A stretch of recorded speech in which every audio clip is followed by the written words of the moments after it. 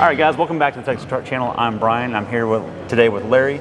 He's from Alfa Romeo. He's the VP of everything, right? Yeah, VP of Alfa Romeo for North America, which includes Canada, US, and Mexico. Big continent. We'll take that. He's going to show us today the Alfa Romeo Tonale and tell us all about it. We obviously have it in this green paint, and there's an interesting tidbit you told us. How many of these are in the US right now? Right now, this is it. Okay, so this is it. So pretty privileged to be here. Yeah. It is a C-segment crossover, correct? Yep. Crossover SUV. And kind of what's the synopsis? Obviously, its competitors are X1, right?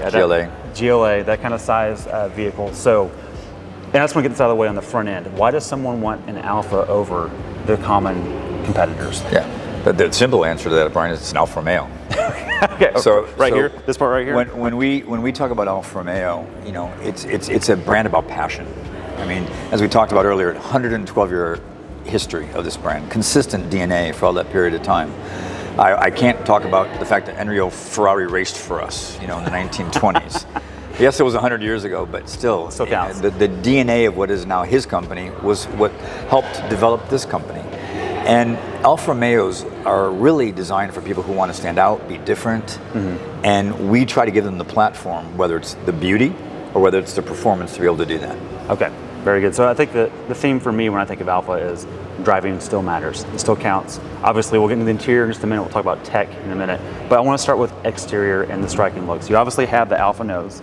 Yep. You have the upside down triangle. And one of my favorite bits is that the hood line doesn't just go straight and the Alfa logo goes down. It's actually embedded up. You actually see it coming up.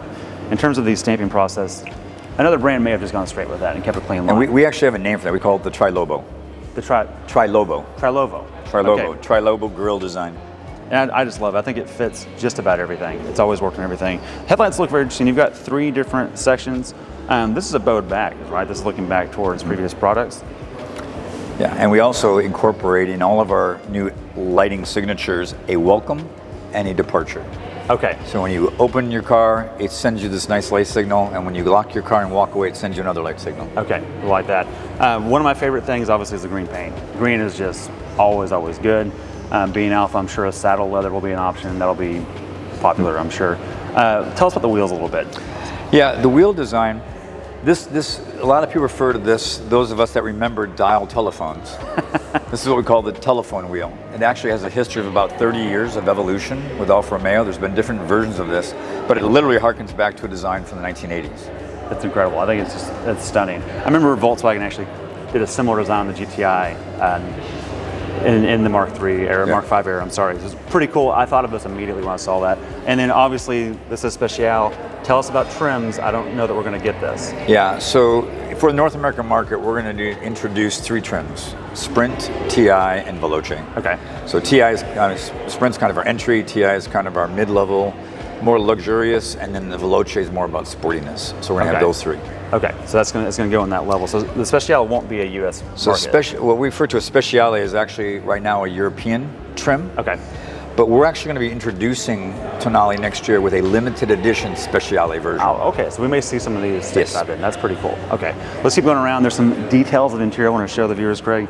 Obviously, the Italian colors right here, right in that mirror. We love that. You obviously have Pirelli tires, so P0s, they look good. I'm sure there's plenty of grip going on there. Let's check out the back. We'll do interior in a second. I think one of the impressive parts of this is going to be that. What do we have going on here? So is there a design language here that we see in other products? So this is actually fairly unique for us from a lighting sense. So we have, again, the tri-lighting signature. Okay. But unlike the front, we carry this entire sine wave, or we refer to the sine wave, through to the other side. So when the vehicle lights up at night, this is a continuous lighting band across it from left to right. The other thing that those are the people that know the history of Alfa Romeos, this design of the rear glass harkens back to our 8C Competizione model as well. Yeah, I remember that. That was a looker for sure. Now I'm noticing the lower valence. Obviously those are not exhaust tips, but I think the future of automotive is going to be very electrified. So I'm assuming there's exhaust pipes down underneath somewhere? Correct. Okay, so that's just an aesthetic. Alrighty, Brian, we've moved on to the second row with Larry here, because the reason we're starting the second row is because for a C-Class segment SUV crossover or CUV, whatever you want to call it, this is pretty roomy. Yep. You mentioned that previously, and what was Alfa's thought process there other than it's just nice? Well, you know, a lot of the times, Craig, what we do on the packaging point of view is we actually start with what we want the exterior design to look like. In this case, it was the concept vehicle 3 years ago from Shanghai. And try to be as true as we can to the exterior dimension. But when you're looking at the platform you've got to start work with, in this case it's our CMP platform, we have the ability to maximize that interior package. So the designers are trying to get that exterior design that we want, the right look, the right feeling, the right emotion. And then how do you maximize that interior space from that point in time? And I think the team did a really great job of being able to balance both the exterior proportions and the interior roominess. Oh, I totally agree, and that's one of the things I'm most impressed with. Because you get a really aggressive rake on the roof line, yet you don't feel that when you sit inside it, which is really surprising and kind of shocking to me. Also, just some features back here we'll talk about real quick is plenty of room. I'm sitting behind the driver's seat, and so is Larry, and we've got plenty of knee room. We're not hitting any seats. We've got a nice armrest that is kind of mid-level. A lot of these armrests just flop down on the seat, and then you can't really use it, but this one's very handy and plenty of room. You also have pass-through for skis, so they've thought that through, probably for that mountain pass in Italy, you know. Going through the Tonale Pass. Right, exactly. And then we also have rear AC vents back here that you can toggle on and off, so your rear occupants are happy there. And we're in a modern world, and Alfa's thought that through, so you have USB-A, which is old school, but you also have USB-C, which everything's transitioning to, so you're covered there. All right, let's move on to the business section. Great. And get some input there if you don't mind. Look forward to it. All right, well, we've moved up to the front with Larry here, and we just want to start with the business end, and that's right here. And you mentioned driving is really important. Talk about what Alfa did with a lot of their heritage. I know they'll have an F1 team still, an active one. And I can't help but think of that when I'm immediately thinking of these flappy paddles and some other things. But kind of talk us through the Alfa thought process in the driver. It really starts with two things, in my opinion, Craig. It's the steering wheel and the Conichiale meter design. And that's what this is right here. A very historic design for us, even though it's an electronic technology world. It still has that heritage shape that we've had in our cars for 50, 60 years. But this balance between the steering wheel, everything you need on your steering wheel, from the paddle shifters to start-stop button, to obviously all the controls behind. And a configurable display allows you to set however you want that driving characteristic to be from a driving point of view. Right. So trying to bring all that technology that you need as the driver right there, and then you can move into the center display if you want to configure things. Yes, and I just, before we move to that real quick, I just want to talk about, just for the viewers, this is a great spot. They have really thought this through. The sight lines are good. The steering wheel's in the exact right spot. You can pull a steering wheel out pretty far. I mean, most steering wheels don't move that much in and out, so I like that. You can get it right where you need to. And then the pedals are positioned well. The dead pedal's in the right spots and a comfortable thing. Usually it's in a useless spot. Not here. You can tell someone thought that through. And then the F1 heritage, I just want to mention the little start-stop button on the steering wheel there. I love that because so many start-stop buttons are somewhere in the dash that don't make any sense or hidden and hard to get. This one's right where you want it. And then moving on to the center stack, we've got, so one of the things y'all talked about, you're not just trying to throw iPads in cars. You're staying current with technology, but you're not overwhelming with the driver with a display because we're trying to drive the car still. And Alfa cares about that. Correct. And so tell me the thought process of the center stack display here. It's not the biggest we've ever seen, but it seems very functional. So what was the thought process? So the idea was to have the right size with a high level quality of customization. So as you're going through the different configuration settings, you can identify things what you want in the vehicle from a performance point of view. You can change the technical gauges. You can look at your consumption over time. You can look at accessory gauges. So you can look at transmission temp. You can look at the battery charge, state of charge. Right now it's kind of low. You can go to controls. You can go to other settings. So it's of course the key has to be on. But you can actually go to a lot of different configurations. And you can customize things. And you can also track, for example, on performance, once you actually start driving the car, you can actually measure your best 0 to 60 times. Okay, yeah. You can track that. On the track? On the track only. Right. And then right behind the screen here, you mentioned there's mood lighting here. And so, well, that's what you call it, mood lighting. I'm sure Alfa may call it something else. But you can pick basically whatever color you want there, it looks Correct. like. There's basically 4 colors with different tones. Okay. So there's blues and yellows and greens and reds. And then you can vary that. And it's just a nice flow through the instrument panel with the color. And it's nice to be able to customize it the way you want it for your car. Absolutely, right. And then, like you said earlier, pay attention when you drive the car after your wife, see what color it is. Exactly. Yeah, so, and then moving on down, a lot of car manufacturers, and I love that y'all are not doing this, a lot of car manufacturers really do a lot of haptic feedback or just touch panels. It's annoying as a driver because you don't know if you've actually hit the button or not. Y'all have buttons, but it's not an overwhelming amount of buttons. In the late 2000s, we got carried away with buttons, but we haven't done that here. It's just the right amount.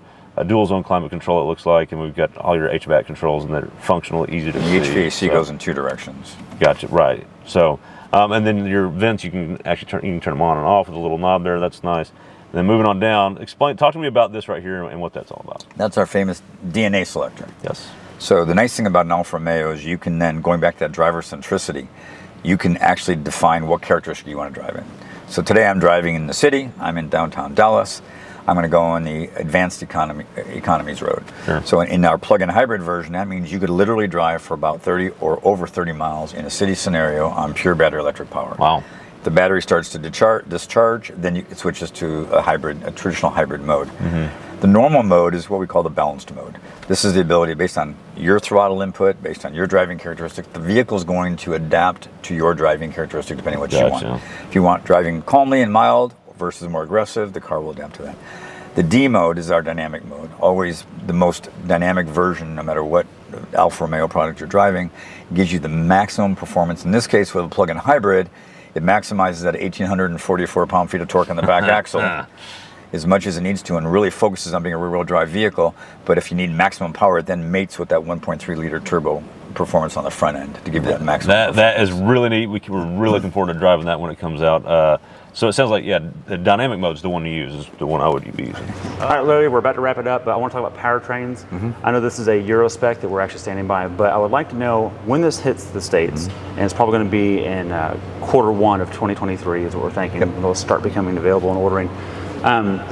What will be the powertrain options for the U.S. models? Yeah, we're going to have 2, Brian. We're going to have the 2-liter turbocharged GME engine at 256 horsepower. Okay, that's loud. Then we're going to offer the plug-in hybrid, which is going to be a multi-mode kind of powertrain. 90 kilowatt motor on the back axle, 1.3-liter turbo in the front with a 15.5 kilowatt motor battery. Sorry.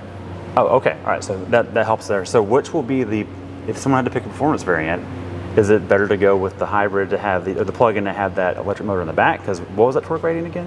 1,844 pound-feet. Which is just mind-boggling to think what EV can do. So if you, as a driver, you care about dynamics, which one is more appealing to you? Yeah, it's kind of interesting. The way we're positioning Tonale, the GME engine, the 2-liter engine, only comes in Sprint and TI. Okay. The plug-in hybrid starts at TI and goes to Veloce. Oh, so it bridges the gap. So it bridges the gap. So really the plug-in hybrid, we're not thinking of it as just an EV play. It's got EV technology, but it's our performance play. See, I love that. And that's part of what you get out of Alfa that you don't find in a lot of brands. A lot of brands will go, how efficient can we be?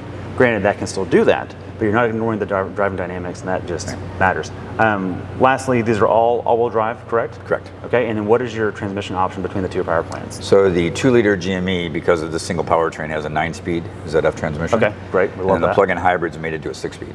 Okay, got it. Very good. And lastly, for our viewers, like a lot of people don't know it, can you explain the history of the Alfa logo? Is the gentleman running out of the lizard here, or is it the other way around? Or is it getting eaten? It's really open for interpretation. It has a lot of history, and there's been a lot of books written and articles written about it, and it's worthwhile going to read. Okay, we've heard a lot about it too. We'll leave that up to the viewers to decide. Thank you for watching Texas Truck Channel. Larry, thank you for joining us. Pleasure, Brian. Look forward to seeing you on the next one. Thank you. Take care.